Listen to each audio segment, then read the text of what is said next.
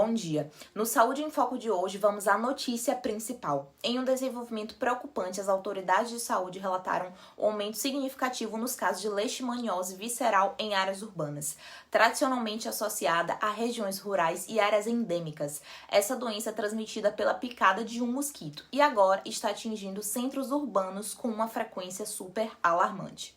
De acordo com o Ministério da Saúde, só no último trimestre o número de infecções dobrou em estados do Sudeste, Nordeste, como São Paulo, Bahia e Minas Gerais, apresentando maior crescimento. A leishmaniose visceral é uma grave doença que afeta os órgãos internos, como o fígado e o baço, e, é claro, pode ser fatal se não tratada a tempo.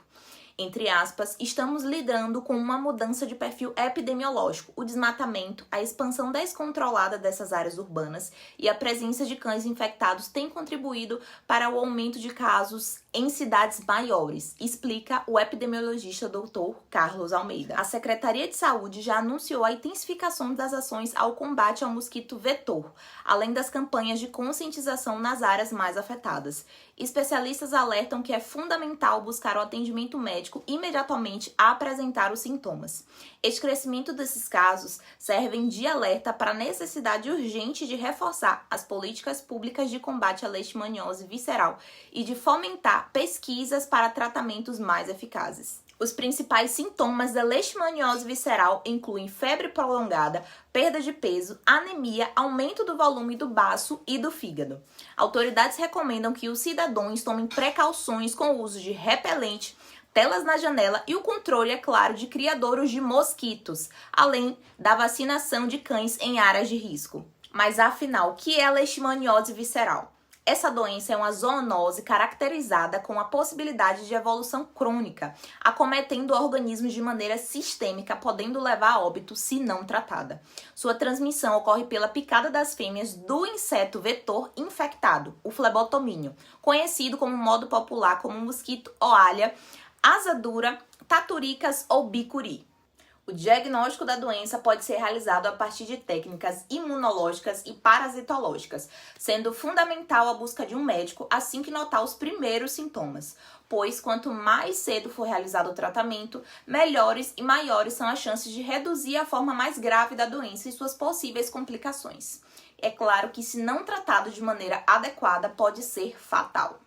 Sendo identificada como uma doença grave, a leishmaniose visceral tem tratamento para os humanos. É disponibilizado de maneira gratuita pelo Sistema Único de Saúde, o SUS, e os medicamentos são disponibilizados, não eliminam por completo o parasito nas pessoas e nos cães. Porém, no Brasil, o homem se apresenta com pouca importância como reservatório, uma vez que o principal reservatório do parasito em área urbana é o cão. Vamos de resumo sobre os principais tópicos da leishmaniose visceral. A gente tem como principal agente causador duas espécies de parasita leishmania. Além disso, o vetor, a gente encontra mosquitos flebotomos que picam principalmente à noite. Dentro dos reservatórios, a gente encontra cães e, em alguns casos, roedores. Dentro dos sintomas, a gente tem hepatoesplenomegalia, a gente tem anemia severa e, em casos mais graves, a gente tem alterações na pele. Dentro do diagnóstico, a gente tem alguns exames laboratoriais: a sorologia, análise de medula óssea, análise de sangue e testes rápidos moleculares também. Na epidemiologia, visualizamos a predominância em áreas tropicais e subtropicais também.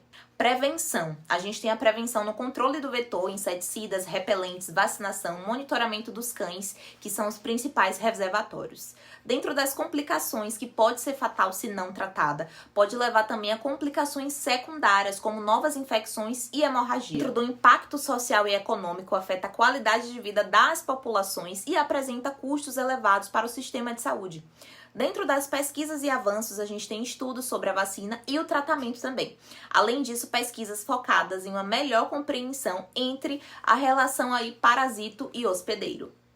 A leishmaniose visceral, que também é chamada de calazar, é uma doença transmitida pelo mosquito palha, que também é conhecida como birigui, minúsculo assim, tem alguns milímetros. Tem um nome científico pomposo, é Lutzomia longipalpis. E esse mosquito palha, ao picar, introduz na circulação do hospedeiro o protozoário conhecido como Leishmania chagas, a leishmania. Há doenças que vêm, vão embora e quando menos se espera, voltam com tudo. Quando eu era estudante, a leishmaniose era considerada uma parasitose em extinção. Nos últimos 30 anos, para nossa surpresa, ela não apenas retornou, mas invadiu até cidades maiores. De início no Nordeste, depois no Norte, no Centro-Oeste e no Sudeste. Poupou apenas o sul do país. Nos últimos 15 anos, a leishmaniose já se espalhou por 20 estados brasileiros, causando mais de 50 mil casos em 15 anos, né? E quase 2.000 mortes. Nos centros urbanos, a transmissão da leishmaniose se torna potencialmente perigosa por causa do grande número de cachorros. E os cachorros adquirem a infecção e desenvolvem um quadro clínico semelhante àquele do homem. Em alguns municípios paulistas, a prevalência da leishmaniose entre cães chega até 20% ou mais. A doença não é contagiosa, você não pega a leishmaniose diretamente do cachorro. E ela nem nos transmite também diretamente de uma pessoa para outra, e nem de um animal para o outro, e muito menos dos animais para as pessoas. A transmissão da leishmania ocorre apenas através da picada do mosquito fêmea infectado. Sem o mosquito para picar a gente e picar o cachorro e passar para outra pessoa, não existe transmissão. Os médicos precisam estar atentos aos sintomas da leishmaniose visceral, doença que nós conhecemos mal porque achávamos que ela estava a caminho da extinção. Sem diagnóstico precoce, a mortalidade pode chegar a 10%.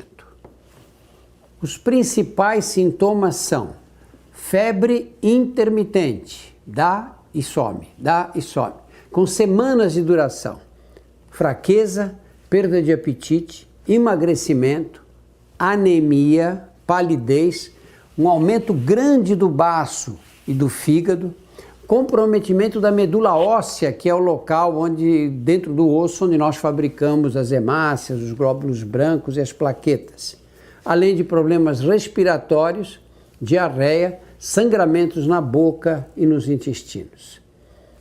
O diagnóstico precoce é fundamental para evitar complicações que podem pôr em risco a vida do paciente. Além dos sinais clínicos, existem exames laboratoriais para confirmar o diagnóstico. Entre eles, os testes sorológicos, feitos com sangue, é lógico. São os testes de ELISA e a chamada reação de imunofluorescência. E o exame de punção da medula óssea, que permite detectar a presença do parasita da leishmania e de anticorpos contra ele. É de muita importância fazer o diagnóstico diferencial, porque os sintomas da leishmaniose visceral são muito parecidos com os da malária, esquistossomose, doença de Chagas, febre tifoide e até tuberculose. O tratamento da leishmaniose visceral é um tratamento eficaz, que é capaz de curar a doença.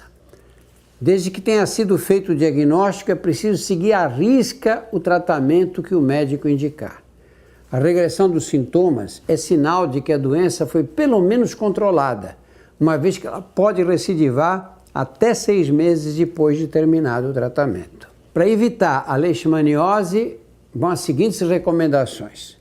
Primeiro, mantenha a casa limpa e o quintal livre dos criadores de insetos. O mosquito palha vive nas proximidades das residências, mas não na água. Ele vive principalmente em lugares úmidos, mais escuros e com acúmulo de material orgânico. Ele costuma atacar nas primeiras horas do dia ou ao entardecer. Por isso, o ideal é colocar telas nas janelas e embalar sempre o lixo, porque ele vive em matéria orgânica. Cuide bem da saúde do seu cão. Ele poderá se transformar num reservatório doméstico do parasita, que quando for picado pelo mosquito, vai ser transmitido para pessoas próximas e outros animais, mas nunca diretamente. Tem que haver a picada do mosquito, que é o vetor da doença, quando ele se alimenta do sangue infectado de um hospedeiro e inocula a leishmania em pessoas ou animais sadios que vão desenvolver a leishmaniose. Lembre-se que os casos de leishmaniose são de comunicação compulsória ao Serviço Oficial de Saúde. Encerramos o nosso Saúde em Foco de hoje. Tenham um ótimo dia.